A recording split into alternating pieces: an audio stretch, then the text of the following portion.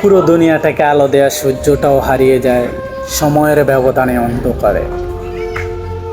অহংকার করলে কাল বৈশাখী ঝড় আসতে পারে আপনারও জীবনে। সেই ঝড়ে হয়তো আপনার পতন হলেও হতে পারে। আসলে আপনি তো মাটির তৈরি মানুষ, আপনার তো অহংকার সাজে না। কারণ কার কখন যে পতন হয় কেউ বলতে পারে না। একই সৃষ্টিকর্তাই ভালো জানে কার কখন যে পতন হতে পারে। তাই আমি মনে করি আমরা মাটির তৈরি মানুষ হয়ে আমাদের অহংকার শোভা পায় না। একটা বিষয় মনে রাখবেন, গৌরবের রাজ্য থেকে যায়, অহংকারের রাজ্য তছনছ হয়ে যায়, যা মাটির সাথে মিশে যায়।